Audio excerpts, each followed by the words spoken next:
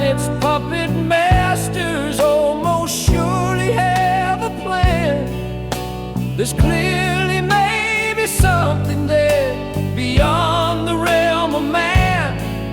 And until we've thoroughly tested every last close-chested view, I find the more we think we know, the less we really do. Where would we be without THC? 'Cause we know they're lying to us, just don't know to what degree. Where would we be without THC? The Higher Side Chat Show, Greg Carlwood and Company. Conspiracy class is in session, people. From the Sunshine State, I'm Greg Carlwood. And when we experience a national tragedy or crisis, there are those who start at the assumption that the lying liars are lying again, read between the headlines, and end up getting quite good at sniffing out the illogical elements of the official story and following the money or the hidden agenda right back to some oily appendage on the same old big octopus. Yet the majority still scurry towards their preferred establishment propaganda machine and eat up whatever they're fed, and oftentimes aggressively attack any alternatives. It might be frustrating for the rest of us, but what more can we really expect in a well-crafted culture that subjects nearly all of its youth to an entire childhood's worth of obedience training, Pavlovian triggers, and the literal engineering of the model citizen for an ignorant society, content with crumbs, mediocrity, submission to authority, and a withering away of their critical thinking skills? It all starts with schooling, and until we truly unravel that nightmare, there is only ever likely to be a minority of us that somehow manage to swim against the current that endlessly pushes us towards complete acquiescence. Well, a man who knows this all too well is today's guest, Richard Grove, one of us who found success early enough to essentially retire in his early 30s, compelled to take a stand as a corporate whistleblower in 2004, and representing himself in court. He exposed systemic accounting corruption and injustice, an experience that profoundly shaped his current mission to empower individuals with the tools to protect their freedom and intellectual sovereignty. He's now the man behind the podcast Grand Theft World and the founder of the Autonomy Course of Action, a premier course at the University of Reason designed for freedom-minded individuals who want to upgrade their skills, knowledge, and access to freedom. But that's not all, folks. He also built the History Blueprint, a tool for autodidact learning, allowing you to begin developing a comprehensive understanding of where we are, where we've been, and where we're going as humanity. With over 11,000 individual entries and interconnected with more than 55,000 linkages, the History Blueprint has been built over 10 years through Richard's ongoing study of what he refers to as cognitive liberty. I like it. So here to make another stop on his never-ending quest for freedom in every sense of the word, the intellectual self-defense instructor, deep-diving forensic historian, and the true rock star of Grand Theft World. Richard, welcome to THC. Greg, thank you for the invite, and the end of that intro made me chuckle, bro. Well played, well played. That was well formulated. Thank you for the invite, and how you doing today? Oh, I can't complain. If a guest appreciates an intro, it's always a good start. And thank you for doing this. I can't believe 15 years in the conspiracy world and we haven't really crossed paths before. Obviously, I know the name Richard Grove. Your reputation is impeccable. You know, everybody loves you. So your depth of knowledge, really, it's just super impressive. In my intro there, I kind of centered around education because that is where it all starts. And I've done interviews with people like Charlotte Iserbeat and some of the proteges of Gatto's, but you were lucky enough to call him a friend, I understand, to get the ball rolling here. Talk to us about some of the things you learned about education from him that a lot of us probably just take for granted at this point. Back in like 2004, I was recommended by people to read a book printed in 2001 called The Underground History of American Education by John Taylor Gatto. And he's the former New York City School Teacher of the Year, the New York State School Teacher of the Year. He apparently had figured some stuff out and people were telling me to read his book.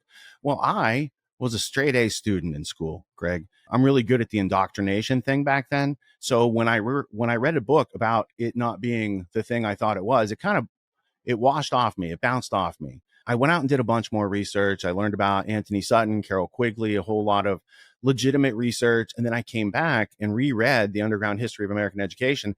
And particularly the part that really got me was chapter 9, The Cult of Scientific Management. And it went into a whole lot of kind of New World Order globalist thinking about making the world one place. And then in order to do that, you have to take away American education, as it were, asking questions and pursuing your interest and curiosity to find and understand answers in the world that reflect reality. That's education. Indoctrination is repeating back what they told you to do. And so they slowly changed, starting in the 1930s, the American education system to be something that would mold the attitudes, values, behaviors, and beliefs of Americans to be more in line with Soviet communism, which was another project created by the same people who were manipulating our education. So this supranational group had two polarities it was building out and messing with: large populations, the Soviet and Chinese population under communism, and the American and Western populations under capitalism. Capitalism came out of the East India Company once upon a time, a narco trafficking joint. And then communism was also kind of invented in that same milieu of industrialists who paid people who didn't have jobs to create ideas that would influence other people who didn't have jobs, kind of. So there's a lot of history that we didn't get in our education. So in reading Gatto's work, I started to understand not only like there's a reason that they, them, those who I've read about and talked about for years and years in their own words also had, like, from the ground up, they had ill intentions for the youngest and weakest among us to take away their formative years and put them into 15,000 hours of state-sponsored indoctrination so they wouldn't be able to think outside the box. So in the past, you would not teach a slave to read. That was too much upward mobility. But an industrialized society demands everyone know how to read. So they said, why don't we teach them to read, but not how to think? And if they just assume what they're being told is true, because that's the structure they're bred through with the Prussian education system, a series of layering people by age with individual instructors that they have to wait on before they can do anything. So there's learned helplessness, there's extended adolescence, there's a whole bunch of non-education things they built into our programming. And this keeps people docile, immobile, demoralized, all the things you see in our society. And that aids the people who created the status quo to protect their sons and daughters from the envious uprisings. There's a great quote, but let me see if I can pull it for you. William James, American philosopher, early psychologist, said, habit is the enormous flywheel of society, its most precious conservative agent. So it conserves the status quo. It is habit alone that separates the shopkeeper's son, or like the rich people's kids, from the envious uprisings of the poor. And basically they get people indoctrinated into this set of habits that does not lead them to freedom, does not lead them to prosperity, does not lead them to thrive in the world, does not lead them to learn how to solve their own problems or provide value in the marketplace by solving problems or providing results to other people. So it keeps everyone immobilized, which brings in a frustration, aggression complex, and a whole bunch of other nasty things. So basically society sends you to school so you get frustrated and or aggressive because all your goals are blocked. And then they'll give you a pill if you get frustrated. And if you get aggressive, they got a cage for you. So like there's a whole multi-layered stratification of society. And so Gatto described this in several of his books. Charlotte Iserbyt wrote the famous Deliberate Dumbing Down of America, and she worked in the Reagan administration in the Department of Education. So between Anthony Sutton, Carol Quigley, John Taylor Gatto, Charlotte Iserbyt, within 5 or 10 authors that you could easily read, you could find these books. They're widely available. You could get a much better understanding of how the world really works, where you are in it, what has been done to hold us back, and what we could do to free ourselves and move forward out into the world. So getting back to Gatto, I started to realize this guy has a treasure trove of information. He's super credible and he's traveling all over the world delivering this message. But every time I see him, it's in a fuzzy, grainy video from in the back of the room, or I can't hear the audio. And at this point, I'd been podcasting and I just taught myself filmmaking. So I said to myself, I had a bright idea. I said, what if I invited John Taylor Gatto for an interview? And I go to his apartment in New York and I set up these cameras and I put these lights on and I mic him up and we ask him good questions. Think about the end result from that. Well, I chased that dream for, I don't know, maybe a year. I know there was a solid 6 months where I was trying to get in touch with him, but he's traveling and he had 2 residences. He had upstate a farm upstate in New York, like a really off the grid type farm, not a nice, like there was no electricity, right? It had a well, these types of things, right? But it's like old timey good farm, has good herbs, all roots and garlic and all the stuff that you need to grow on a farm for self-reliance. He also had an apartment that he and his wife Janet won in a contest in the 1970s, and it was rent control. So they had a pretty spacious apartment in New York because they were able to sit on it for like 50 years. And the building people wanted them out, and they tried to kidnap John one time. There's a whole bunch of stuff that went on during my friendship after he had his stroke. But prior to that, he called me one day, and he was in the farm in upstate New York. He was in the barn chasing raccoons. Richard, this is John Taylor Gatto. And so he's like, I'd like to take you up on your invitation. He's like, I'm going to come to Connecticut. And I was like, oh, okay. I didn't have a plan for that. And then he said, all you have to do is buy my plane ticket and pick up the hotel, and I'll be up there July 4th weekend. And then I was like, I don't have a budget for that at all, right? So my wife's like listening to me talk to him. And I'm like, yeah, well, we're going to get you a ticket. We're going to do this thing. I got off the phone. She's like, we can't afford to do that. She's going to laugh, hopefully, when she hears that intro. I retired because I burned a multi-million-dollar career being a whistleblower, and I didn't have a plan B. So I was broke and retired, and I just never went back to work. I made my own way. So that's the retirement I've been in since 2000. January 15th, 2004, something like that. Fair enough. Well, I did hear you had $1 million in sales at your previous job, so I thought that might have been part of the retirement story. That's easy to do. I earned my first million by age 30 with the skills that I teach people in autonomy. So it's like method-based problem solving. Ethical sales is what you would call it. Ethical sales. Okay. Yeah, it was because I had that skill set that I was able to become a whistleblower, because all the other guys I worked with, they had kids in college and boats and mortgages. And I knew I could go get a job anywhere. I have incredible skills. I kick ass on my quotas. Like, I can do the thing, right? So it was more important for me. It was easier for me to preserve my integrity and give up the money. So getting back to Gatto, he has this plan to come up. And so I told my wife, I said, well, we don't have the money to do it. We don't have the money not to do it. There's an opportunity here. So we're going to figure it out. And I went to my Tragedy and Hope community I'd formed out of my podcast, was the Tragedy and Hope community, named after Carol Quigley's book, because I thought that was important for people to understand. And so I went to the community. We raised some money, enough for his plane ticket, his hotel, and an air conditioner for the room, because we didn't have air conditioning. We were poor. I was a podcaster giving everything away for free because we're trying to save the world here, Greg. I know. And that made it tough on us for like a good 15 years, maybe 12 years. I don't know. I don't count those things. Good water under the bridge. So we get enough money. We bring him up there and we interview him July 4th and July 5th in my living room. I record the whole session, and on the DVD version of the Ultimate History Lesson, you see from the beginning of the tape to the end of the tape, you see the before we turn the lights on and he's sitting there and we're talking all sorts of interesting stuff, right? And so I ended up putting it on torrent, putting it on YouTube, and selling it on Amazon. You can do all three because they're not the same audiences. So a lot of people started to get to see this. But before we got the DVD out, I had something interesting happen. I didn't know how to edit all the footage I shot because I made lighting mistakes and stuff that you needed to correct. So anyway, it took me like 6 months to edit the footage. My buddy had to buy me a computer. My buddy Tony bought me. He saw what I was doing. I couldn't see the footage. My processor wasn't fast enough to play the footage, and I'm like editing in the dark. So he bought me a screen that I could see HD on. He bought me a computer. We edited the Ultimate History Lesson. Took 6 months. Then I sent John 50 copies, handmade copies, 5 DVDs each. I sent them to his farm. No word. I sent another 50 copies to his apartment in New York. No word. And I think, he doesn't like it. Well, he had had a stroke 2 weeks after we filmed. We didn't find this out for a year and a half. And then when he was getting out of rehab, we got contacted. We went and got him. They lost his dentures. So my wife and I went like 12. It's like a 12-hour round trip to get there, do the thing, come back. Like 6 or 7 of those trips to set him up so he could just get his teeth back. Because you can't have a man like that with no, it's a self-respect thing, right? Yeah. Now the guy's got his teeth. We took him for haircuts, over a couple years. At one point, I started cutting his hair in the place because it was too hard to get him out of there because of his stroke condition. And he's in a bed and half his body doesn't work right. Damn. So we spent a lot of quality time together.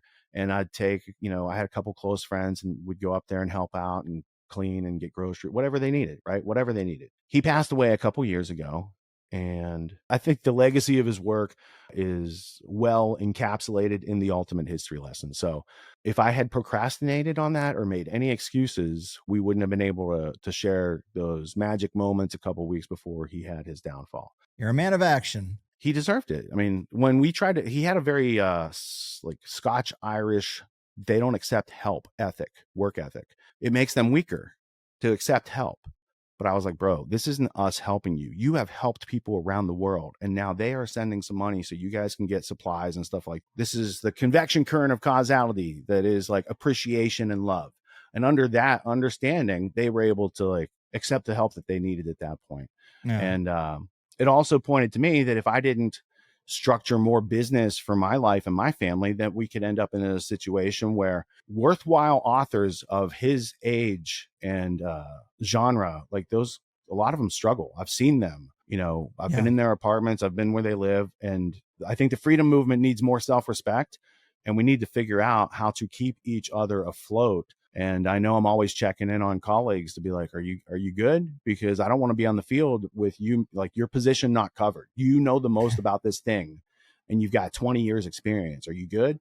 Because people are starting to realize there's like, you know, talk of a new 9/11 investigation. And right now you could talk about some of the people who participated in 9/11 that you haven't been able to talk about for 25 years because of other things going on in the world. I think we live in extraordinary times. All this information that people like Iserbeat and Gatto and Quigley and Sutton have choreographed, the AI is only going to help people realize this all faster. I mean, you saw how fast Grok went Mecha Hitler and stuff like that. Like, there's a lot outside the official narrative that the AI is now getting access to, you know? So it's interesting. I try to be white pill about it. Yeah, I mean, I get that. To bring it back to the education, it's like people are only going to start looking at this stuff if they are of a critical mindset. You know, so many people are trusting of the system that, as I say, you can lead a horse to water. You can't make him drink it. But I am glad we could dedicate a little time to John because he is a national treasure, one of the ones that slipped through the cracks for me. But I've interviewed his proteges and talked about his books at length. He was a real character. If he was still around, I would be interested to hear his thoughts on the implementation of all this tech in the classroom. I am with you. We use tech all the time. I don't know if second graders need to learn from iPads. You know, it seems like a level jump in controlling the mind, having it focused on this singular device, a device that's built for manipulation of your dopamine centers and the blue light and all this sort of stuff. And it's a consumer device meant to make advertising more appealing. And we're giving it to children on top of the well-established behaviorists, psychology techniques that they use to influence these kids. And it's just another level jump and making it real ironclad. And it'd be interesting to hear what John would say about that, because I don't think it'd be good. Are you familiar with Neil Postman? Because I think John would echo what Neil Postman was pointing out. Neil Postman wrote a couple books. He wrote one called Technopoly. So it's not technocracy, it's Technopoly. He wrote another one called Amusing Ourselves to Death. And what he was pointing out is every new technology demands that you get rid of some older technology that replaces it. And the question is, where is all these technological changes leading humanity? Is it leading us more toward freedom and free time and like enjoying life? Or are they hemming people in ways you can't see? And by adopting tech, you know, so they're putting AI in the new Barbie dolls for kids, and they're going to have Wi-Fi connection, and they're talking to some AI model, and you don't even know what's going on. That's dangerous. Yeah. Steve Jobs said no iPads for his kids because he knew what the military use for that technology going into the consumer world was. The dopamine problem is a problem out there, right? People like dopamine. Real dopamine is acquired by achieving a goal, doing something, and it's accompanied by blood, sweat, and tears. You're going to be a little tired, maybe. There's other things that go around. You're getting hits of dopamine, and you haven't moved pretty much any muscles on those screens. So when you like build a fire outside and you finally get that fire to go up, that's a sense of accomplishment. You got dopamine, you got some practical warmth. You also, fire heats you twice, once when you cut the wood, once when you light the wood, or at least that's how it worked when I grew up. These types of things are the dopamine that we need, like getting your lean-to shelter to lean just right, or getting the knot just right, or whatever the thing is that you're learning about how the world actually works outside the terrarium. Those are good, clean sources of dopamine. My son was working on his Razor motorcycle last night, and I just tell him which wrench and figure out where the fastener it is, and then figure out how to remove the fastener, like teaching him the system of how to disassemble any of his stuff, which could be a problem. But these types of things are clean dopamine they're honest dopamine. They're accompanied with a little like, oh, you cut your finger or whatever, because you have to try hard to accomplish something in this world. In reality, you're not entitled to anything. Like people who think about entitlement, this is the absence of critical thinking and the assumption that what you've been in the terrarium is actual nature. If I dropped you off in the woods and left you for a couple of days, what is your condition when I come back? Most people are not in a good condition. They don't know how to satisfy their needs or build shelter, clean, identify water, filter water, any of these types of things that keep themselves alive, let alone hunt, trap, identify edibles, any of those types of things that you would actually need to do in reality. But in the terrarium, you're entitled to free lunch. Here you go. State loves you. And this idea about the critical thinking being removed from schooling, this goes back a long time. And there's a lot of interesting quotes and things like that that go with it. But just following up to what it is today, Common Core, the Common Core Standards Initiative is brought to you by a guy called David Coleman. He's a Rhodes Scholar. So like even when you get into what they're doing today to dumb people down, it turns back into the Prussian education system agenda that was installed in this country after the Cecil Rhodes last will and testament, where the British Empire wanted to change the attitude, values, behaviors, and beliefs of the colonists to be more in line with their globalist empire. And then part of that was including it with the communist experiment that they're running in Russia and China. There's an interesting long history that ties the political statecraft and the military industrial complex to the need to dumb down the population in order to keep us in a perpetual state of war. And this would go back to like the Carnegie Foundation papers in 1908, 1909, et cetera. This is the Norman Dodd whistleblower testimony from the Reese Committee. And that foundation wanted to keep America, like if they wanted to take over the political machinery of America, how would they do that? If they wanted to keep America in perpetual war, how would they do that? That group asking those questions back then set in motion a whole bunch of other things described by Gatto and Iserbyt. So there's so much more to be discovered. I don't want your audience to think that, oh, it's been discovered and those are the people who did. Like those people started telling the story. It's people like us who continue learning and offering new evidence to great conversation that's being had in the world history-wise. Well, cheers to that. And the mention of Cecil Rhodes does bring me to something I was going to ask you about when it comes to anecdotes with John. First, I would say that we do have a largely audio-only audience still, but you did throw up a part of the blueprint of history. We're going to go into that. There's a lot of amazing stuff in it.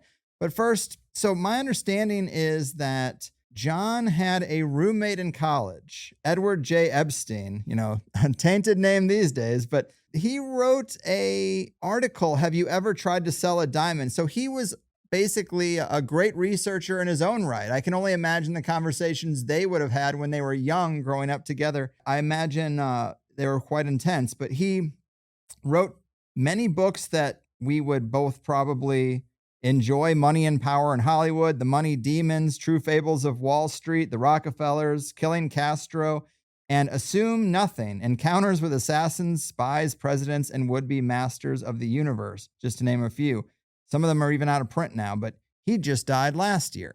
Talk to us a little bit about what you learned about the diamond manipulation situation and Cecil Rhodes and this whole part of the story, because it's a piece that doesn't get as much attention as a lot of other pieces, but it's a huge wealth generation machine for these guys. Well, let me start with the grammar of who was Edward J. Epstein. Edward J. Epstein was John Taylor Gatto's Cornell roommate.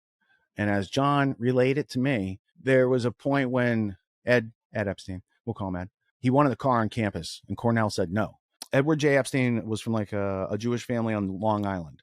Very different upbringing from John Taylor Gatto's Western Pennsylvania steel mill, kind of blue collar. So Epstein, who says, I can't have a car on campus, they won't let me, hires John Taylor Gatto to wear a top hat and tails and get a horse and buggy. He's driving Epstein to all his classes and the horse is just pooping all over the place, right? So then the university, surprise, surprise, gives Epstein, here's your car pass, right? Now there's other good stories like that, but that's like who the guy is when he's in college. When they are together, when Kennedy is assassinated, Epstein and Gatto say to each other, if the suspected assassin is dead by the end of the weekend, we know it's a conspiracy. And then Oswald gets killed by Jack Ruby.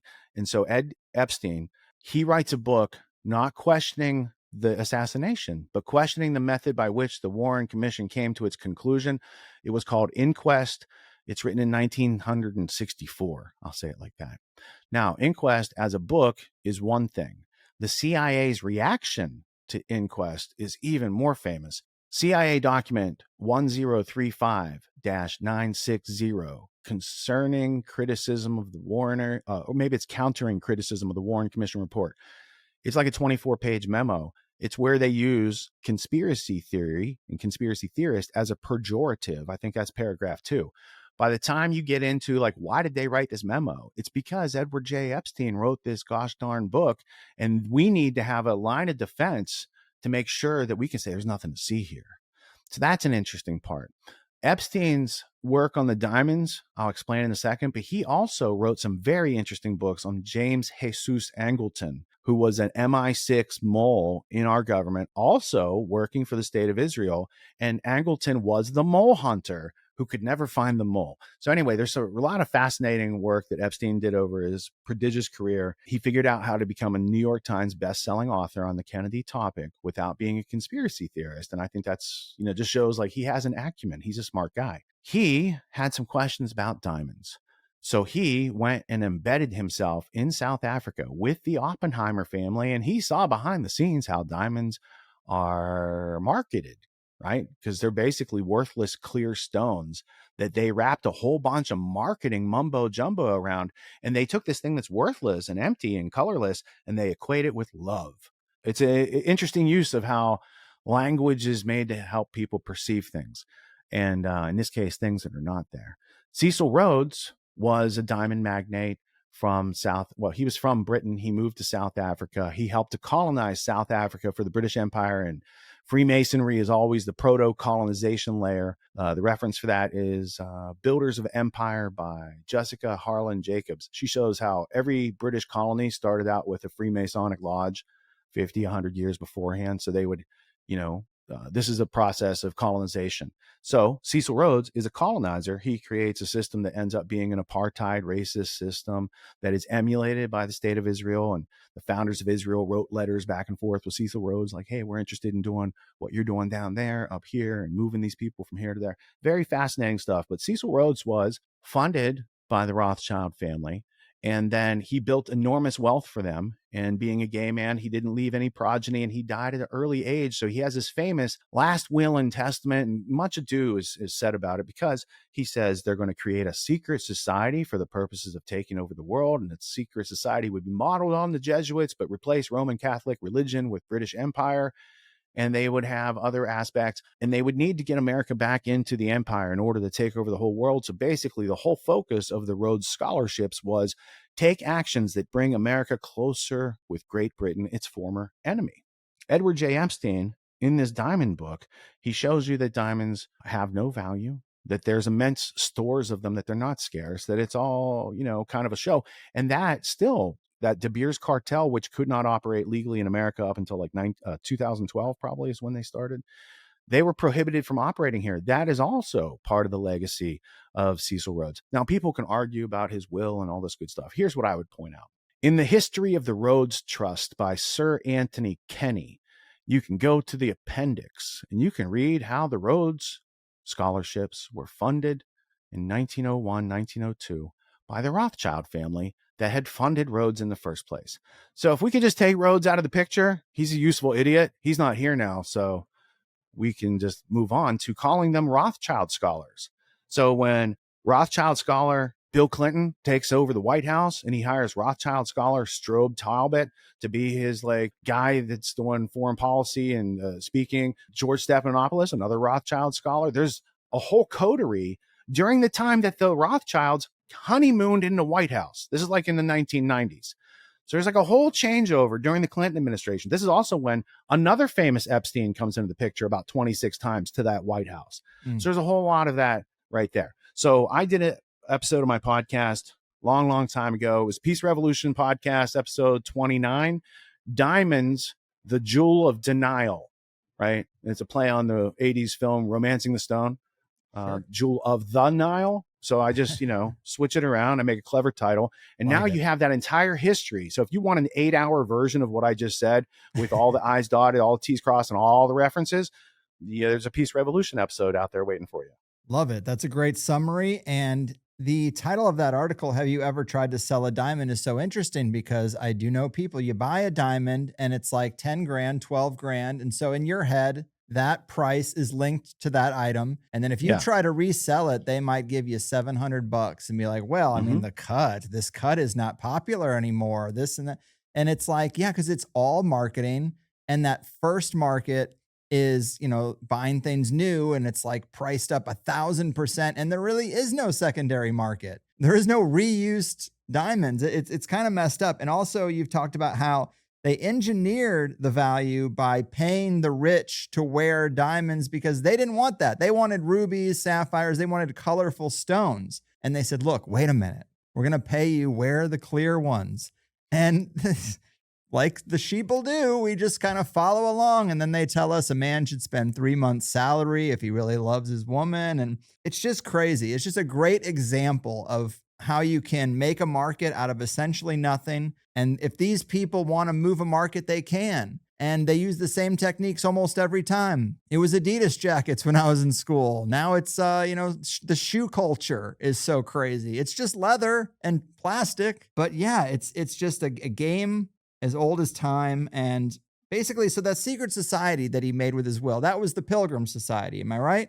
Well, the Pilgrim Society existed before Rhodes died, but the Pilgrim Society only existed in England before Rhodes died. So if you wanted to make an argument that the 1902 New York branch of the Pilgrim Society is the Pilgrim Society from the UK now enacting Cecil Rhodes's will by creating a coterie in New York for their equal and opposite, which foreshadows the double cross system. They called it in World War II, it's called the 20 system, which Roman numerals is XX. So it's also a double cross, which Angleton was part of. Angleton, by the way, was educated in London and spoke with a British accent when he was young, but we could never find the mole. Yeah, because people didn't get the history till later. But when you read the history, you can see clearly what the role of espionage from top down, more experienced cousins in the British Empire did to America during the 20th century. Right on. And another Cecil Rhodes factoid, apparently, is that he funded the proto Boy Scouts. Can I go to my history blueprint for a minute? Please do. Maybe I'm mixing my wires. No, you're not. They were called the Lovat Scouts, and this goes on in Rhodesia. So Cecil Rhodes had a country named after him, and in Rhodesia they had this training where they take young boys to the woods, teach them how to be soldiers. And the guy who creates scouting is a friend of Cecil Rhodes called Robert Baden-Powell, first Baron Baden-Powell. And there was a couple other guys, General Carrington and Frederick Russell Burnham, Woodland scout teacher of Baden-Powell. And this brings about like the scouting movement and a whole bunch of other things. But it also, there's Hebrew scouts. There's a whole bunch of scouts around the world from this. This is also origins of commandos in the 20th century, because Robert Baden-Powell helped to groom young men into, for instance, what later became assassin training at Camp X. So there's a whole, like, when you study as I did, because I'm a nerd, I said, what's the history of combatives for Western intelligence services, right? So then I went through all the various military branches, intelligence branches. Where did they pick up these various combatives techniques that they use in hand-to-hand contact? A lot of it goes back to the British subjugating Asia, China, that whole South Pacific region back in the early 1900s. And they learned these brutal street fighting, knife fighting techniques. And then there's a couple guys who bring those techniques over to like Western, like, United States military. All of our special forces training and stuff like that was brought to us through Britain, who had it first. And then they came over and trained us. And then we brought a whole bunch of Nazi people over after World War II that added to those. And then you start to see these branches kind of develop and branch off over the history. But the creation of scouting is a worldwide movement. It's not just Boy Scouts of America. And grooming for intelligence mixed with a lot of abuse of kids that has still permeated up to this day with sexual scandals with the scouting movement and things like that. That started with men, I'll say for Rhodes, like I think the British say it, buggery. That was what, his deal was back in the day. So to take a bunch of kids to the woods and like train them how to be men, I don't know. There was a clip, I think, that illustrates this. I think it was Jay Leno, either on Rogan or Coffee and Cars with Seinfeld. Leno tells a story about when he was in the Boy Scouts and they were off on some camping trip and they knew that other kids like them were being raped in the woods, but it wasn't them, so they didn't care, right? Jesus. So these types of heavy themes of abuse have also been preyed upon by military and intelligence services, especially MI6 has a whole thing around like more of a, I don't know if they picked it up like over in Afghanistan at some point, the young boy type thing. Maybe it's part of Arab culture that they picked up when they were creating the Saudi empire back in the day. But it does permeate a lot of the history behind the scenes. And one of those dark corners where it seems to show up is the scouting movement, which goes back to the Rhodes, Lovat scouts in Rhodesia back at the turn of the century. Yeah, I really think that's interesting history. And then just the idea that it is kind of intertwined with the making of Assassins. And then you fast forward all the way up to today, and we still see this, like the people who are the patsies. I mean, I shouldn't even say patsies because that kind of assumes they didn't do the thing, but they're the fall guy. But like the people who are out there causing the chaos, you know, the mass shooters and stuff. There's a lot of little check boxes you can find on them. One of them is the Habsburg jaw. I mean, Crooks had it. James Holmes almost has it. There's another one too on that list of having that weird Habsburg's jaw. Then also just all of them, when they're interrogated, they tend to say, yeah, I was hearing voices. I mean, even the guy who just stabbed that Ukrainian model girl on the subway. You know, you look at his rap sheet, everyone's talking about his rap sheet. He's been arrested like 14 times previously. Why is this guy walking around with a knife just to stab any random person? But in some of his interviews, he said, somebody put something inside my body and is controlling some of my movements. And yeah, this is the kind of thing crazy people say, I suppose, but it's also like kind of something that gets engineered in these people, like whether it's just hearing voices or it's done through pills or whatever. But like, all these people tend to say, I've been manipulated with, help me. They're calling out for help, and we just put them back out on the street until they do something that puts them in jail forever. It would sound crazy that that's going on if there wasn't science and technology focused on making that happen for people. The prime mover would be MK Ultra, something that the United States engaged in after World War II. And other countries engaged in before World War II, and we might have inherited some of their technology. But the ability to use technology to command and control human beings, there's a variety of layers of study to that, right? So there's the technology itself, but there's also that which precedes the creation of the technology. Now, they had these conferences back in the late 50s and 60s. Do you know about the Macy conferences? Macy's conferences, yes, a little bit. Yes. Okay, so the Macy conferences are the intelligentsia of the robber baron ruling class. And they say, we don't know how this is all going to happen yet, but we have some goals. And part of their goals was something called cybernetics. And cybernetics is command and control the human machine through software, not hardware so much. Yeah. So they mix the two together. So now they've got ideas of cybernetics. And these ideas, I mean, I like to point people toward where I learned these things, right? So there is a book called Fire in the Minds of Men, Origins of the Revolutionary Faith by Rhodes scholar and Librarian of Congress, James H. Billington. In there, like on page 341, on one page, it tells you intelligentsia is a word created by B.F. Trentowski, who also coins the phrase cybernetics in English parlance, right? Because it goes back to Plato and it's Kybernetes in the Greek. But cybernetics is this notion of using information to influence human behavior. And then this guy, Norbert Wiener, comes along. He's a big cybernetician who helped develop like cruise missiles and probably cruise control in your car, right? Same sort of technology that's going on. He writes several books, Human Use of Human Beings, Cybernetics, Command and Control of the Human Being. So these all fit in with like Bertrand Russell's ideas of we need to change education and do what Fichte said so that people can't answer their own questions.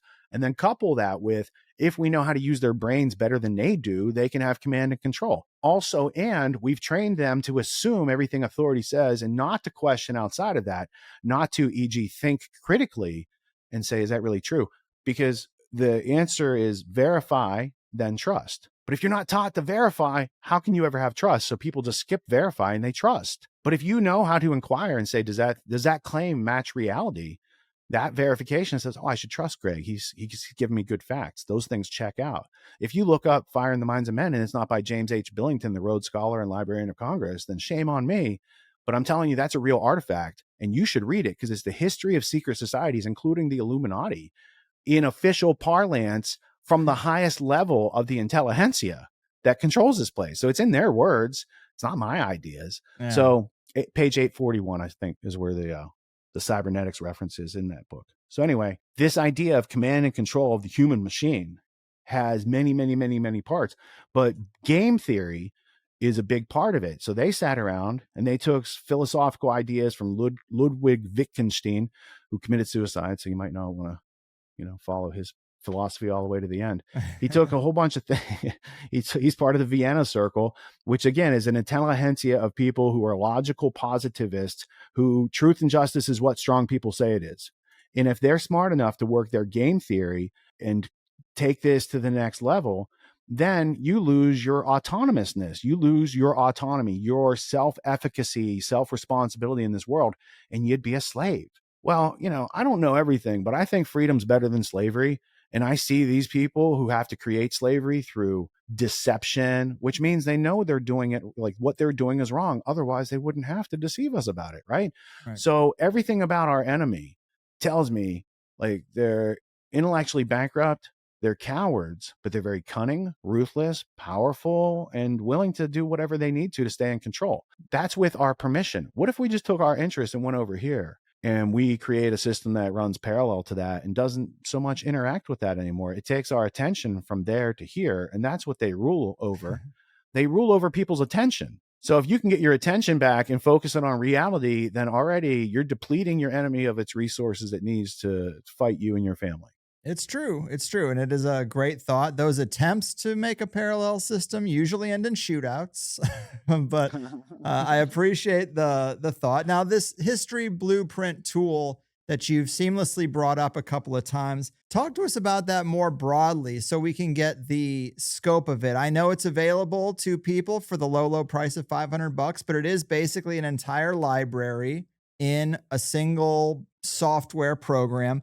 And we can dip into little threads on this thing, but I'm curious about its total scope. I mean, obviously it's going to come up to the tech bros and go back to the robber barons, but how far back does it go in total? Like what's some of the earliest entries on such a thing? And I could just give us an idea of the big picture here with this. So the current model that I have is called a comprehensive ontology of cognitive liberty. I started it in 2008. I think I started it with the first research I did into Machiavelli and his use of conspiracy in his techniques. And then I branched out and asked questions and found answers. And as I go through learning something, I could model it out. So things that contribute to the Macy conferences, they're up here. These are the people who participated in it, thought of doing it, helped and influenced it. And then these are things underneath that it influenced what came afterwards, like Herbert Marcuse and a whole bunch of other Frankfurt School type stuff like came out. These were outputs. So Theodor Adorno's work, LSD and MK Ultra were outputs of the Macy conferences. So there's a lot of interesting aspects about any topic you need to learn about. And I might point out, every problem demands learning in order to find a solution. Otherwise, there wouldn't be a problem in the first place. So if we had an algorithm to learn anything, we can make progress like gangbusters. So I teach my students a 3-step method to learn anything. And then once you apply that to the 5 W's plus how, that is the 3-step method. You have to know the identity of the time, the place, the thing, etc. Otherwise, you don't have knowledge in the first place. A lot of people claim to have knowledge and can't ask and answer the 5 W's plus how is how we refer to it.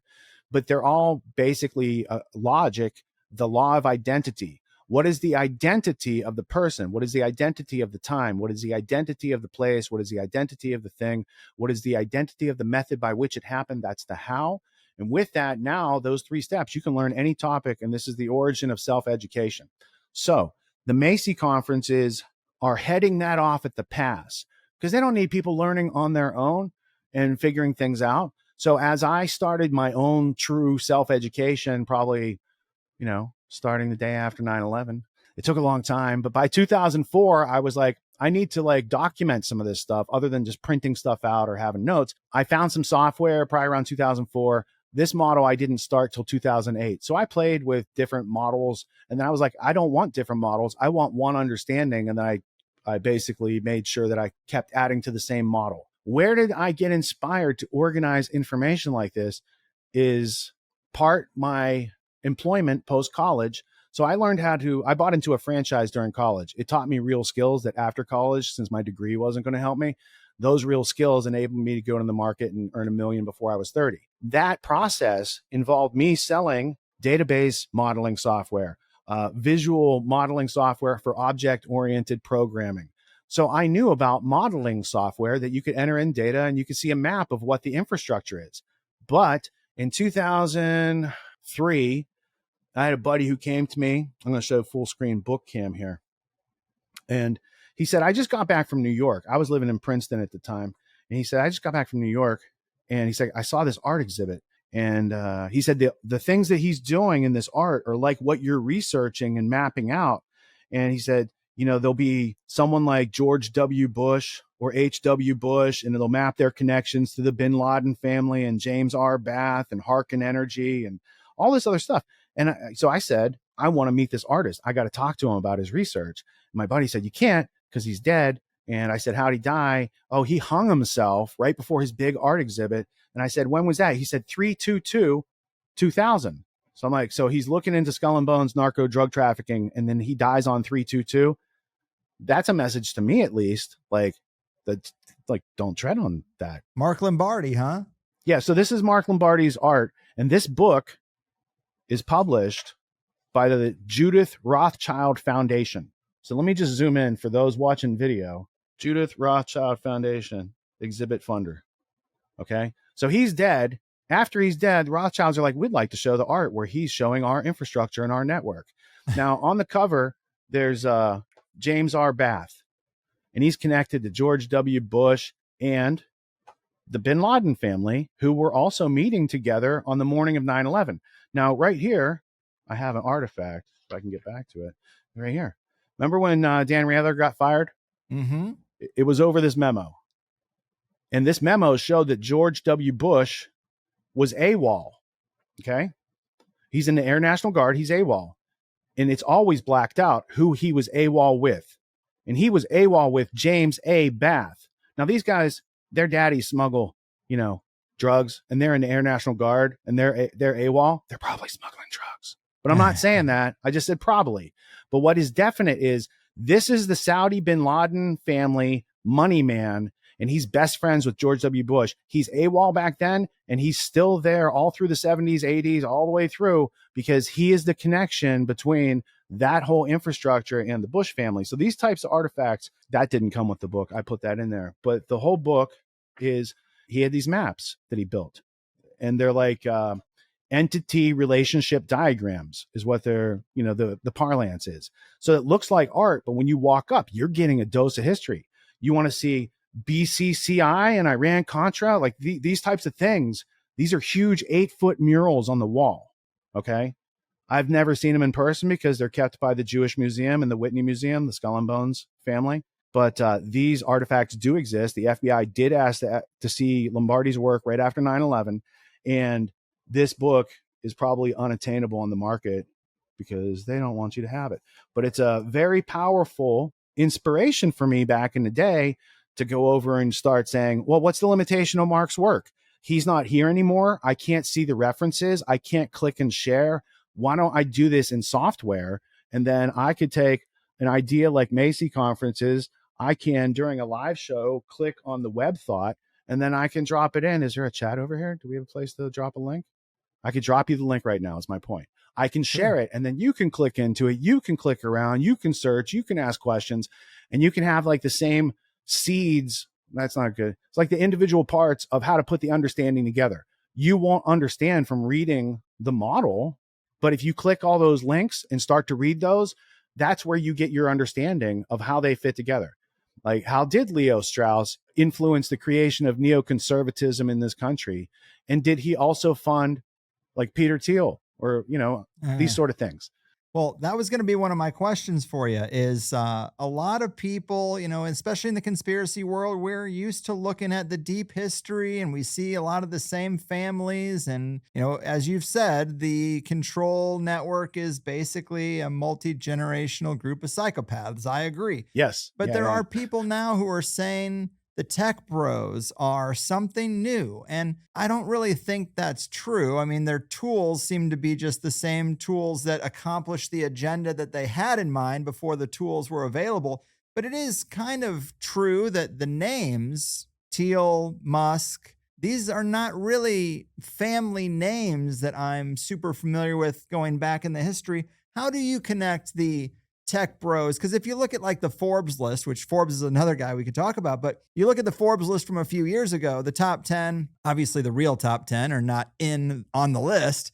It's now completely different. And it is like the 9 of the top 10 are all just tech people. And I think we don't know nearly enough about their history, but how do you see a lot of them connecting to the traditional power networks that we've been examining for the last 100 years? They're not going to like this, but they're not going to listen to this episode. So tech bros are useful idiots. They're not the creators of everything. They are the people who show up to somebody else's blueprint and they put in the bathroom. They put in the kitchen. They don't know what the whole house is. They don't know who designed the whole house. They're just there doing their trade. They're just doing, a little rocketry over here, a little genetic modification over here. They don't have any idea of the big picture. Elon Musk's dad is an interesting guy with the emerald mines. His grandfather might have had some interesting connections back then. I don't want to make the same argument about Thiel, but Thiel seems to have been a useful person ever since he got his college newspaper funding from the neocon founders back in the day. So he's playing a role on the field that's clearly defined for him. So let's go back and test that argument in the 1990s. Who were the richest people in the world back then? Bill Gates, Larry Ellison, right? Okay, so Gates, we know his family's into eugenics, and we've seen the Corbett report, all that good stuff. What about Larry Ellison? He's an interesting one. Oracle, right? Oracle was a DoD project. It's called Oracle because James Jesus Angleton was the Oracle of Delphi for the CIA. He was the keeper of all the secrets. But then he starts getting a little mentally retarded, a little something going on at the end. And they're like, we better have an electronic filing cabinet for what we have. So they created the RDBMS, the Relational Database Management System. And this is created out of DOD and the Pentagon and a couple other groups. And then CIA comes in and takes the final product. They make it a publicly traded company, front company. They have Ellison, who didn't work on the original project. Like, he's there back then, but he gets like, basically, here you go. You can be this guy. And someday you'll be the richest man in the world, or the top 3 consistently, right? So this all starts in league with Zbigniew Brzezinski looking at Soviet and Eastern Europe, Eastern Germany, Stasi surveillance. What he saw was the Russians and the East Germans could get all this information on people, but they couldn't process it or use it in a timely manner. So what he called for in like the early 1970s was creating of technology in order to facilitate this mass surveillance state, panopticon state that they were all trying to create, right? So Ellison's in like, let's say, first generation of that. And he's been there for like 50 years. That dude is like, he's like 80. He does not look his age because he's one of the richest men in the world. And he probably, I don't know, maybe he gets the young blood from the Peter Thiel type situation. I don't know what it's like to have your own island. He owns one of the Hawaiian islands. He owns Lahaina, not Lahaina. What's it called? It doesn't matter. He owns a whole island. It's like he owns 98% of it, and the rest is used for like bananas or something like that. Anyway, he's an eccentric billionaire tech bro original, but he's still, given $500 billion to Trump for new data centers and all the stuff that Trump announced when he got in, right? So he's still an active player. I don't even think he's totally read in on the entire situation, right? He just plays his sector. He's not at the World Economic Forum planning for everybody's future level like Larry Fink, who clearly controls one of the world's biggest companies and then just took over like the public-private partnership sector of that project from the Club of Rome. And that's an interesting origin too, if your audience isn't familiar. In 1970, so the Club of Rome was founded at the Rockefeller Bellagio estate in Italy. They have Aurelio Pace over there. He's an Italian industrialist. And they have Prince Bernhard of the Netherlands, who's famous because he was in Hitler's SS. So that group of people create something called the Club of Rome. And in 1970, they put out a paper called The Predicament of Mankind. Now, it's kind of like leading the witness. The predicament of mankind. Why not the blessing of mankind? Oh, mankind is a predicament. We got to deal with it. So at the end of that paper, 1970, they say they need an annual world forum to deal with this. But what happens 1971? Klaus Schwab heads up the World Economic Forum for the Club of Rome. By 1973, they issue the Davos Manifesto, and they're off to the races. Tech bros are just playing in the last chapters of that. They had nothing to do with writing that script. They are developing inside of a box that has already been pre-prescribed. Palmer Luckey's not breaking out of the box with all the AI, automation, killer robots, all this nonsense. They are just, they're unwitting dupes. I know they're smart people, but they're unwitting dupes to a bigger, longer, multi-generational geopolitical unfolding that they probably won't realize until they've done their best to kill off humanity and act as Peter Thiel's Antichrist lecture series. Yeah, I was going to mention that lecture series. No, but you make great points. And it does seem to be like a template, like you touched on. The technology is developed by the CIA and DARPA and these organizations, and then they go public with a company and a brand, and they put a front guy there. I mean, this is the Bill Gates story because Gates didn't create Microsoft. His mom had all these strings she could pull, and she got the whole University of MIT to basically like make this forum, and then he just sat there. Zuckerberg, again, LifeLog went down, and then the CIA launched Facebook, and there's people who say, hey, that was our thing. We developed that, and he just stole it. Yeah, I mean, this goes on all the time. Musk, a lot of people say Elon Musk never really did a whole lot with these companies. He bought Tesla. He didn't start Tesla. A lot of these people who are at the head of the company, and we have this association, oh, they must have built from the ground up the products of this company that's worth $100 billion now. And no, that's often not the case. It is kind of paper thin when you really start to poke at it. There was one other little story I've heard you talk about I wanted to try to slide in here, and that is the blackmailing of Nelson Rockefeller, because obviously blackmail networks have gotten a lot of attention in recent years. The culture has become a little more aware of how power really works with Epstein and Diddy and all this stuff. This is a method of getting things done that goes back very, very far. And Nelson Rockefeller, someone did have the brass balls to put some material on a desk in front of him and say, do what I want you to do. There is a book written, I think in 2008, it's probably published. It's a Canadian publisher of Random House. It's not available in America. It's written by two authors, Brendan Howley and John Loftus. Now, John Loftus is a legit researcher. Brendan Howley writes novels. Why would these two guys get together? Loftus doesn't write fiction. Howley only writes fiction. Why are these two guys together? Well, John Loftus is a very interesting character. Once upon a time, he was on 60 Minutes. He was a whistleblower back in the 1980s. He worked for the Department of Justice. He worked in the Nazi hunting unit. He was hunting down Nazis in America.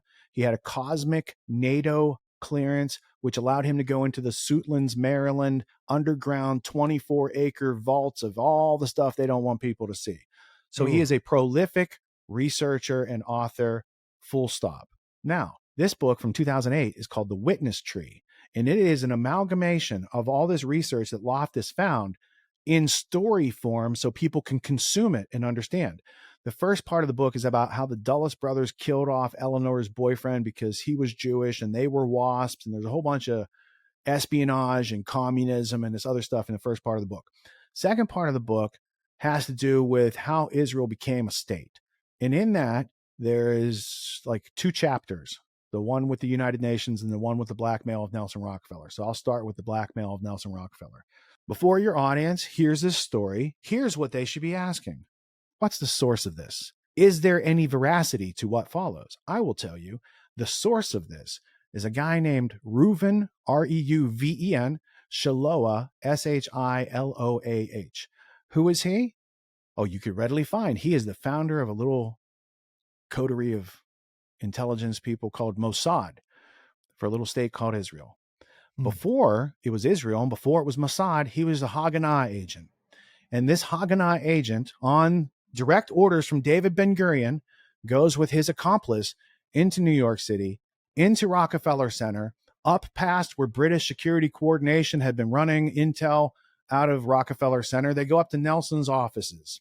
They have an appointment. They both sit down and they flop a folder on Nelson's desk. He starts to look through it, and it's blackmail against him and his family and Dulles, because Dulles is his lawyer for Standard Oil and the Nazi funding that came through them and the Bush family and all this other stuff. So these guys who want their own country are like, bro, we're going to put you in prison. We're going to put you on war crimes tribunal with the rest of these guys. Or you can give us your Latin American votes that you have influence over for the United Nations, and you can call us a country.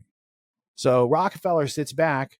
He closes the folder. He says, because it's not his first time being blackmailed.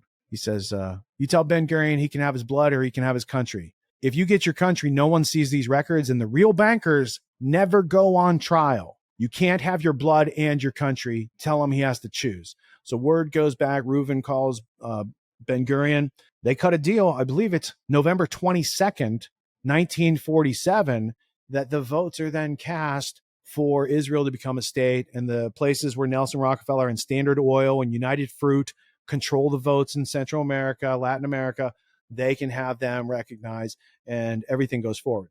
So the book, you could probably get it online, but you can't get a physical copy very easily. Like Candace Owens didn't have a physical copy when she talked about it a couple weeks ago. I've had this book for, I don't know, a long time, because I interviewed Loftus over 10 years ago. Oh, really? Dude, he lives in Tampa, Florida. He lives in your sphere of, yeah, bro. Oh, my God. I might be able to like hook that up for you. I want to know what else he knows about with that cosmic clearance. That's my priority. When I interviewed Loftus, it was in a buddy's house who lived in Tampa, and he was a real estate guy, and he passed away tragically of cancer, and his son was very young back then. So I haven't edited that 5 hours of Loftus footage because it reminds me of my buddy Sean, and I didn't like how he died and how the medical establishment basically killed him. And my buddy Sean, first off, was a naval aviator. He flew F-16s, which means you fly and do the guns and missiles yourself. You don't have a co-pilot. And I think he had like the first or second most downed planes during the first Gulf War. Like he was a legit, back in the day, like war hero, really high aptitude, high skill guy. And so I had used his venue down there when we knew he was dying, and that's why we were there. And then I interviewed Loftus while we were there to call it business expense for that trip. That's how we did it. Of course. And as you do. Loftus, I have a 15-minute clip where he explains himself, his pedigree, and what he found. But he wrote books like Secret War Against the Jews, America's Nazi Secret. He's a very well esteemed, and he probably voted for Obama back when I had interviewed him. I think that's where he was at back then. So he's not a person who believes it's conspiratorial. He'll say it's like sharks swimming toward blood. So we're both seeing the same thing, but he thinks it's just that they're not having meetings about it, right? Right. But his research, especially on America's Nazi Secret, about the British and the Americans bringing a lot of Nazis back here and doing untoward things and continuing experiments that the Nazis had started, but they hadn't finished yet, that Hubertus Strughold and other people had to, see at what point your human blood boils from altitude before we can send up a U-2 spy plane. So it was like, what was it? Unit 731 from Japan that did all those crazy experiments.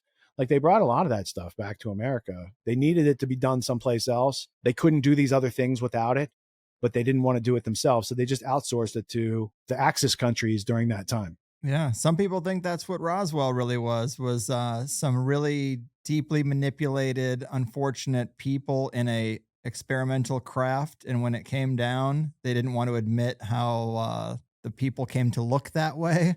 So instead they said, oh, it's aliens. And they've just been running with that ever since. That is a thread that's out there.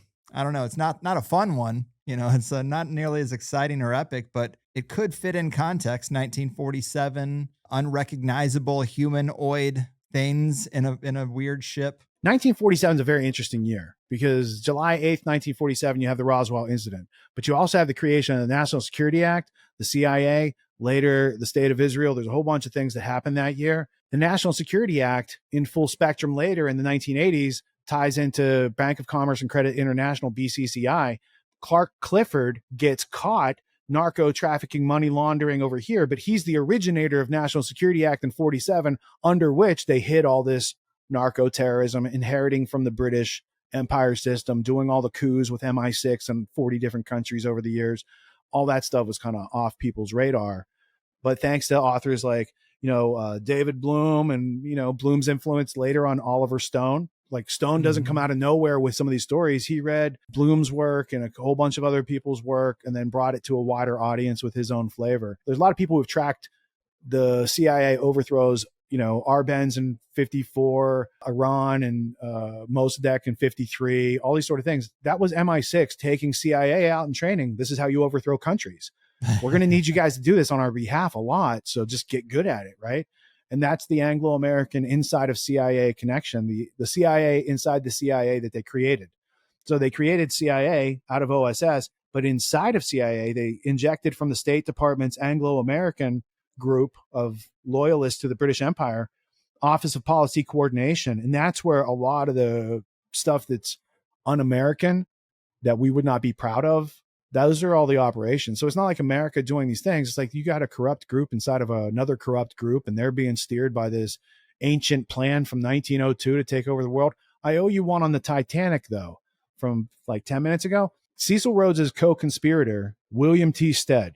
William T. Stead invented it in 1886 with his interview with General Gordon. So that's one thing. He was a co-conspirator with Rhodes. He published Rhodes' last will and testament in 1902. He ran the review of the reviews and the Round Table Group. He is the definition of conspiracy. Rhodes wanted to do it. Stead said, let's do it. That's a conspiracy. Stead later disagrees. Stead finds himself on the Titanic and perishes. And Stead today has a memorial to him, not in Britain, but in New York Central Park. There's some interesting history that goes on with William T. Stead. There's other people like John Jacob Astor the Fourth, I think, is who dies on the Titanic. That family made their money from trading. They're fur traders. What did they trade fur for? That's right, opium in China. That's a good answer. So these types of things, those are the Eastern elite power families. Maybe those families weren't down with the Federal Reserve. Maybe they weren't down with total amalgamation of America into the empire. Maybe they wanted to stay a little bit free of that empire that they had gotten free of I don't know. So there's a lot to the Eastern establishment power structure. And I think it was Eleanor Roosevelt who coined that phrase, the Eastern establishment, those families and ruling class that have driven America from an oligarchical position traditionally. Richard, you know a lot about a lot, and it's just crazy, but you'd also make a good case that when you just change your orientation, change your thinking about history, a lot of things do fall into place, and it isn't as complex as some people might think. And a lot of it is the same networks and players and playbook. And you really can understand quite a bit just by changing that mindset. So before I let you go, remind people of the irons you do have in the fire, because there are a few, and it seems like you tend to rebrand every so often. So let them know. What should we plug? Since 2020, I've done the Grand Theft World podcast. It's a 7-hour weekly Sunday night live podcast from 9 p.m. till like 4 or 5 a.m. We juxtapose the week's news to history so you can actually understand. So it's not like you're just informed, you actually understand. And from this page, you can watch the live show, you can watch the podcast replays, you can get to the history blueprint, all that good stuff. During the week, I teach adults to have their own personal revolution, how to up their game, how to learn these value-giving skills, how to make more money in the marketplace. You don't have to have a low-profile skill with 3 jobs. You can get one skill that pays $40-50 an hour, and now you're starting to change the game longer term down the road for your life. So take these things that they took out of our education, you put them back, you give people a fear-free zone of mutual understanding, you give them high-value executive, employee, and entrepreneur skills, you give them a place where they can work out and own the skills and raise their confidence level. And I've been doing that now for, it's 14 seasons, twice a year. That's almost 7 years. We've gone through 1,000 students over that 7 years. So we teach small group. I do less than 100 students in a teaching session per. We do it in spring and fall. So we're about to start the fall session. That way I can remember everyone's names. I do 2 multi-hour Q&As a week with them. So I spend most of my week, hanging out with my family and living life, because I think it's about quantity time and quality time. And then I help adults break on through to the other side, level up in life with these very intarnishable skills that they can use every day for the rest of their life. And that's, in my small way, how I can make the world a better place without infringing on anyone's freedom and helping to maximize the liberty movement that we're engaged in. Oh, by the way, that is getautonomy.info. We don't sell this education to people. you have to qualify. You qualify by going through a primer course so you can have transparency and informed consent. And then you have to talk to a graduate who's been through the course so you can have your questions answered, because I don't like selling stuff to people that they don't need, they don't want, they won't use, or won't get value from. So we prevent that in the enrollment process. So we have a very, very, very high customer satisfaction rate, and people keep coming back for it season after season. It's like you've thought of everything. Fighting the good fight the way it truly should be fought. Man, just so impressive. I'm glad we could finally talk a little bit. You're the master of the rabbit hole. You go deep, but I try to help people exit the rabbit hole, Greg. I mean, I think you do that with your guests. I celebrate your entire catalog of guests. I think they all help people reach on through to the other side better than mainstream media ever could with their billions of dollars. Fair. Well, that's a low bar to clear, but I do appreciate clearing it. Awesome. Well, this has been a pleasure. Take care and keep doing what you do, man. Thank you, Greg. And thank you to everyone for tuning in and not dropping out. Peace. Well, hallelujah, Higher Side Chatters. Can you believe it's been 15 years without Richard Grove on THC? I don't know what I've been doing. Highly requested, much appreciated, circling around each other, but never really crossing paths. Long overdue, I will say. And I'm definitely impressed. The man knows his stuff, and he clearly gets the importance of not just the information, but also the presentation. So many people I might interview tend to neglect that crucial aspect of what it is we do here. I'm also very conscious of not wanting to push the show too much into the video realm. A reference image here and there is okay, but I know that we're still vastly listening to just the audio. So when we are leaning on something like this mind map history blueprint tool, I do try to make sure there's enough narration that you don't need to see the visual reference, but sometimes it's hard to cut in and do that if the guest is on a roll, and Richard was regularly on a roll. But this was great. I personally sometimes struggle to digest a lot of Richard's stuff because it is so lengthy. He will do these 4, 6, 8-hour streams, and I'm sure that is a big part of how he's able to stay so sharp with the details and the presentation and all that. But at this point in my life, it is hard to get 6 uninterrupted minutes, let alone hours. But if you have the kind of job where you can listen to lengthy stuff for a whole shift, then I'd certainly put him on the top of the list. He does keep it moving. He includes a lot of really good clips and full context, and he's great at what he does. It's just, that's a long time. Really, he just seems like a good guy for me to know. He even offered to send me a piece of equipment that he thinks would help elevate my setup here. Real class act. And a true teacher in the classical sense. Reminds me a little bit of the predictive history guy who's kind of starting to go viral right now. Kind of modeling after Jordan Peterson, this idea of just putting up your college course lectures online and letting people check them out digitally. Him and I are actually in communication about getting him on THC soon as well, which I always hate to preview. I like to wait until something's recorded, but I think a lot of people would be excited to hear that. Anyway, it was nice to pay homage to John Taylor Gatto. Richard's definitely got the voice down. I enjoyed throwing some shade at the diamond market, a great example of how value can be engineered from nothing. And it's a huge part of the controller class's wealth and why they're able to exact such influence on the planet is this fake market. And if you look at Israel's #1 import right now, the internet will still tell you that it is diamonds. I'm sure soon to be usurped by surveillance technology. But still, the diamond industry has been a huge piece of the pie, and we don't talk about it nearly as much as the oil or the petrochemicals or the old drug trade and all that stuff. I also like Richard's take on the technocrats, that they really are just a new group for the true top layer to exploit, kind of the implementation class, so to speak. And if they don't deliver, I do think there's going to be consequences for them. And I saw Elon just this week, and with the yarmulke on and all that, you think you got enough money to do your own thing. You want to be the rogue billionaire, not quite so rogue when it comes down to it. Anyway, if you like the first hour with all the little insights peppered in, we go hard in the second hour. A very densely packed interview. I can't recall exactly which side of the free plus split the energy, alcohol is a fuel stuff, and the Hindenburg stuff came up, but it was right around the middle. And I was just kind of having fun trying to throw out some threads to see if Richard had really digested those yet, because he seemed to have had a pretty robust knowledge of all conspiracy threads. And yeah, it seemed like he pretty much had heard all that before. Maybe I got him thinking about the Hindenburg. I don't know. But the Plus show went deeper into secret societies and MI6 and the Bengal famine. Millions dead, actually engineered twice, and more than 6 million dead each time, but nobody really mentions it. I guess India doesn't have the same well-oiled PR machine that other victims of other tragedies do, I suppose.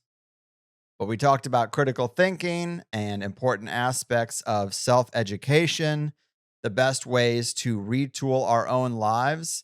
And that stuff was really great to me too, because we do all this research and I sometimes say, hey, we don't want to give them all of our attention just digesting what they do and getting mad about it and knowing that we can't really topple the big system. And I don't mean to be black-pilled about that either, but it seems unlikely. It seems there is eternally present a hierarchy of a controller class, and that is what it is. So we can accept it, reorient ourselves, and do the things that Richard was talking about. Work on our self-education, make up for the lost time, and then engage in some entrepreneurship and live the best life we can with the system we have, rather than bitching about it or feeling defeated by it or imagining that we're just so close to toppling it, and then I'll find the success that I've been waiting for. I think he's got the best approach to how we can be conspiracy minded and have a better roadmap of the true reality and navigate it accordingly and live our best lives within it. So I would say just an awesome interview. I'm glad to have been introduced to him, and hopefully we can do this every so often. Of course, this is another interview recorded before the Charlie Kirk assassination event, and I'm glad, because if it was recorded after, I'm sure that it would have sounded like all the other material you're hearing right now. And I like doing something different. But speaking of Charlie Kirk, obviously I did my own little deconstruction, and it was wildly popular. I can say that I haven't had this many Plus subscriptions file in since probably Plus started. My subs peaked during the COVID stuff and have slowly been declining. I've said that. It's why we've added video. It's why I'm circling around other things I could do and ways to reclaim those 2020, 2021 numbers.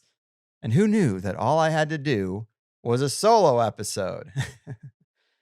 It's funny because when people call me a plant or some sort of asset because they think I'm too good at what I do, it's a compliment, a backhanded one, but I will take it that way. It's funny because I just basically do this alone, and no disrespect to my web guy or the studio guys who do the edits, but I prepare for my own shows, I book my own interviews, and I don't really get much advice from anyone as to what I should do. And so, yeah, I'm years late to video, and I probably should have had done something solo a long time ago. I just never thought people wanted more of me or wanted me to deep dive into the material, because the guests have always been the stars of the show, and I'm just the guy who has to be here to ask the questions. Anyway, I still wonder if maybe it's because the Charlie Kirk event is such a huge thing. I mean, who knows what might unravel from it, but it is kind of like the MLK assassination of our day, a guy who engaged a lot of new people in the political process and gave them hope that something was going to change, and did talk about inequality a lot, economic inequality. That was the subject I think Charlie Kirk was best on, talking about how young people can't own a home, yet we're sending all this money overseas and engaging in all these projects that are funded from the people who barely have enough to get by and can't get out of the rental space.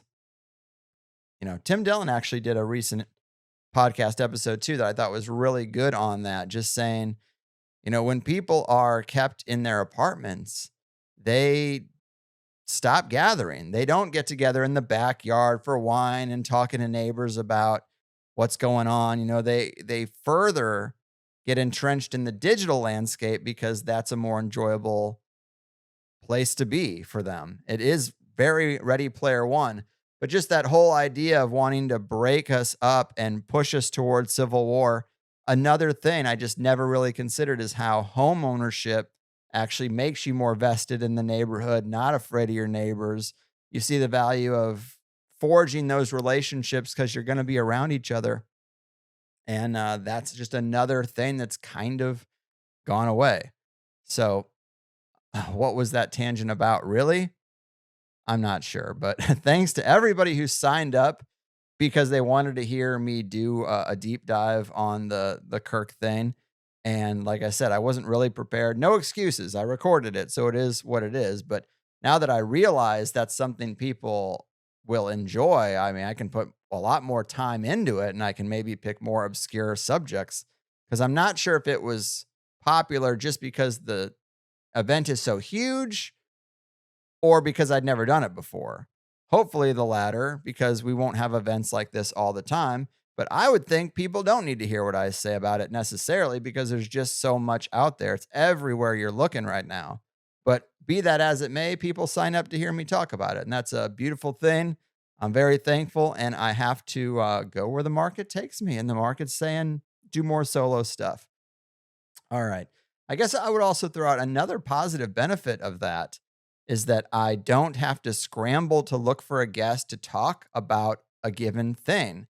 I can move a lot quicker because I'm looking at the same Twitter threads and Reddit posts and all that. Like I'm looking at the same stuff as everybody else. So I can just cut through the noise, try to compile the biggest red flags that we're dealing with the esoteric stuff, the family connections, all the things that I find to be the most curious about a situation. I can compile that and talk to you a lot faster than I can scramble to get somebody to be like, Charlie Robinson's doing good work on this. Let me see if I can book him 2 weeks out. And then it takes a week to edit. And it's like, now it's a month past.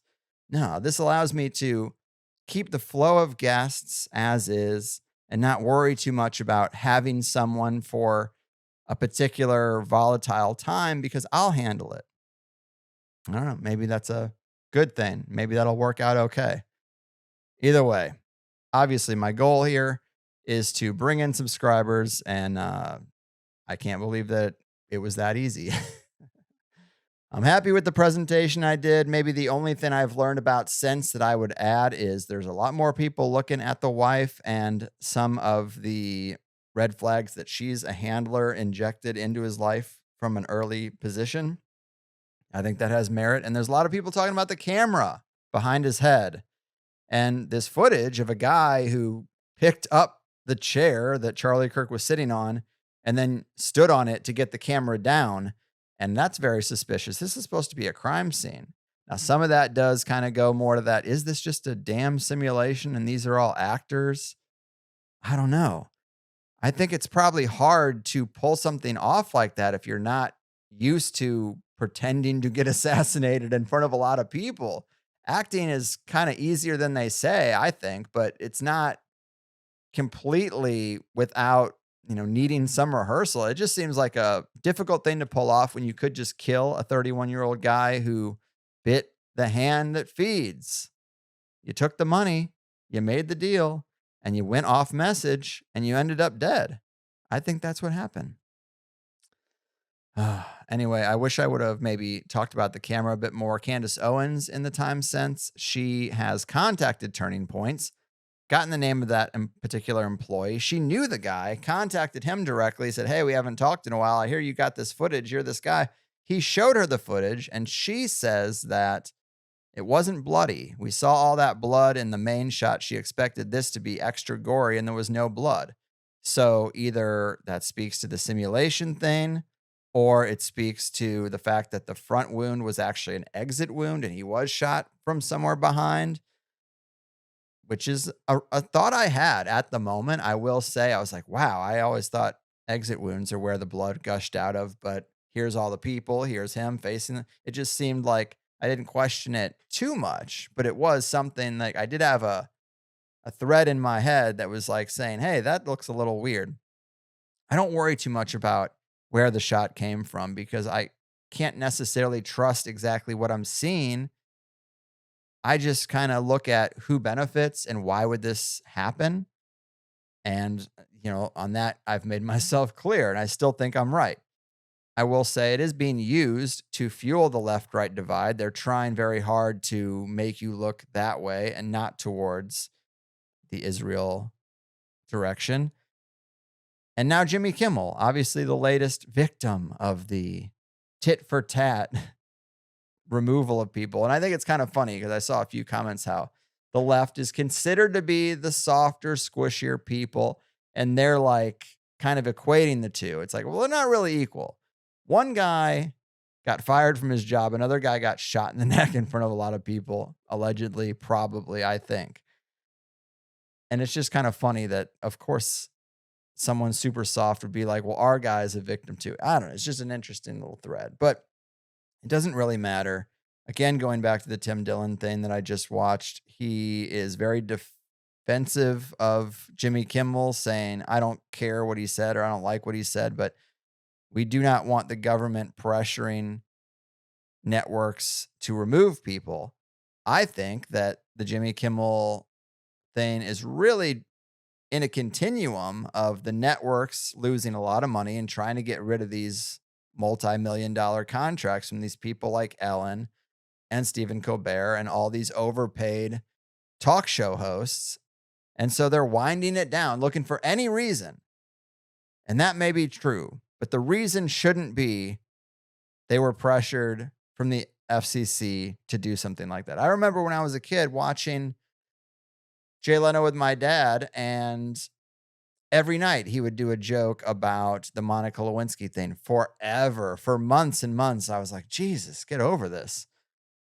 And still, you didn't hear Clinton calling for Jay Leno to be fired and then actually kind of suggesting that they push that along. And it does seem very sketchy and very just dirty. I don't like it, and I don't think anyone should like it.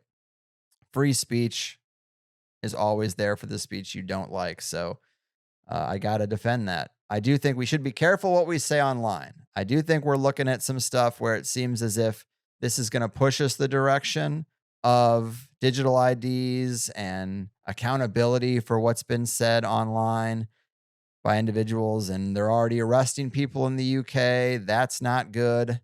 I don't think we want to go down that road. So even the people who say vile shit about his death, you got to let them say it. It's the internet. It's wild out there. I don't like the idea of people getting fired for things they say online, but I just think back to myself. I changed my name because I couldn't be saying these things and be attached to my job. Like, that just seems smart. And I also think that you're getting fired is not the same as the government making a law about free speech. Whatever. I say let everything run wild and just we'll see what happens. As soon as it crosses into violence, then we have a problem. But don't get too wrapped up in the dialectic. Save your energy because it is probably going to get worse out there.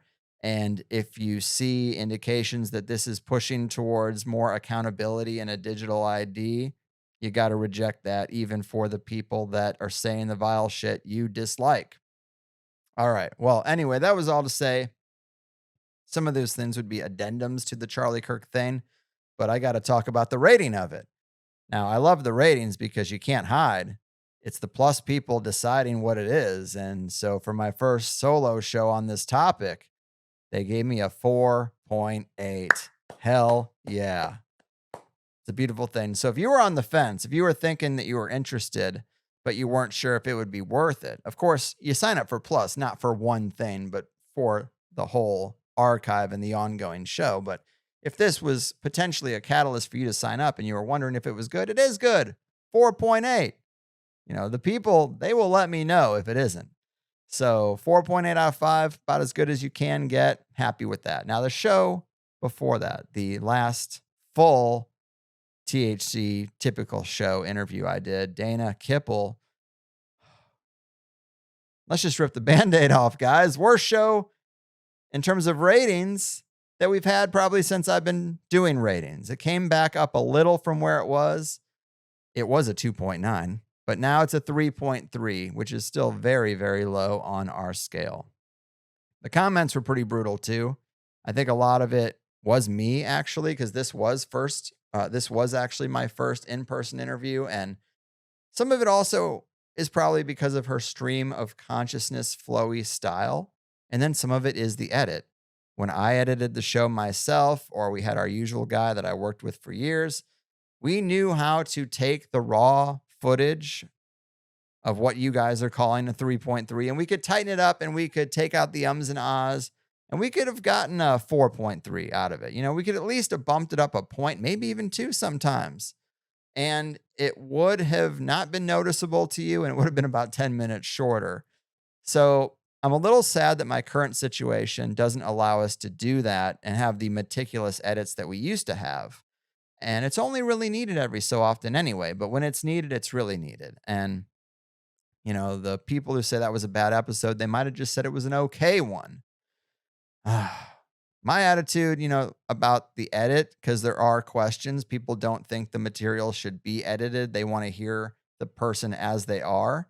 I get that. But my attitude is that the words are the words. I can't change the words someone said, but I can massage their presentation to make it easier on your ears. What's wrong with that? The best movies, TV, audiobooks, everything we consume that has any production value at all is edited to make it a little bit better.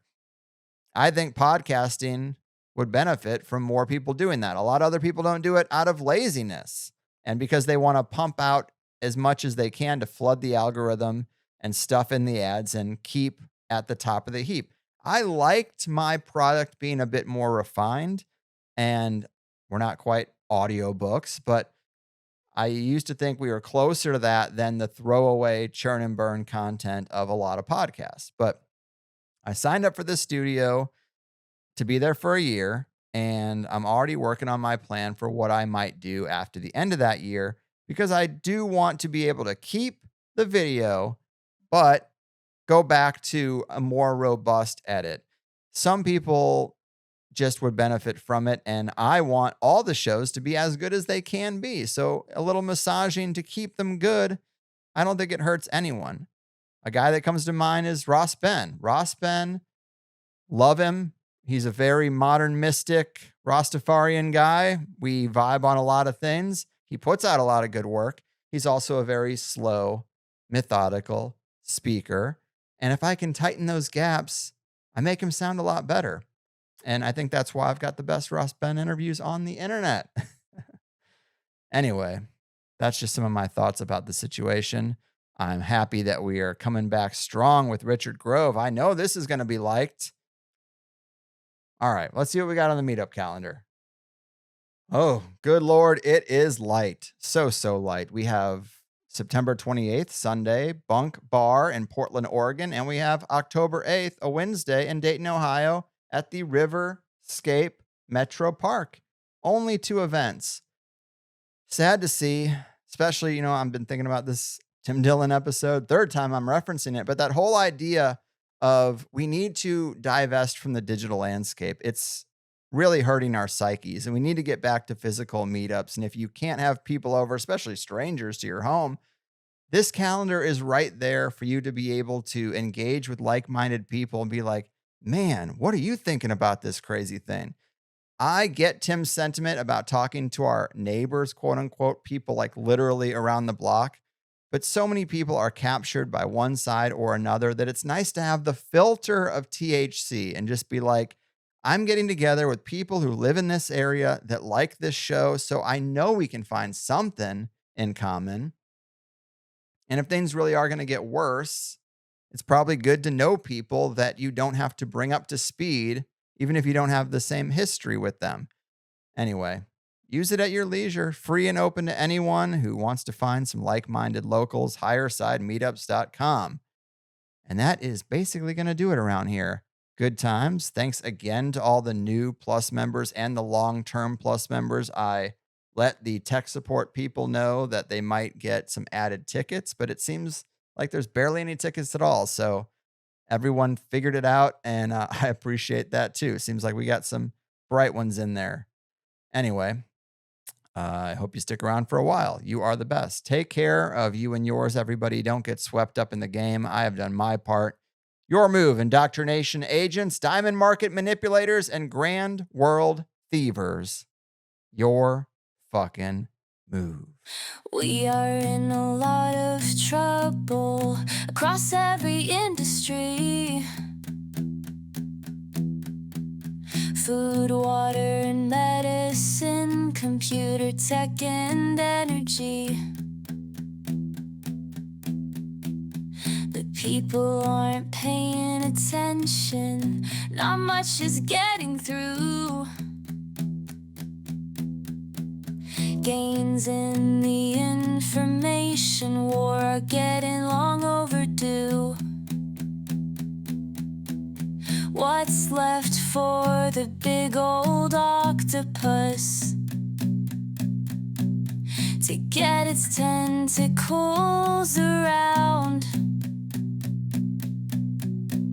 Sure, it's got a grip on everything, but it's a long way down.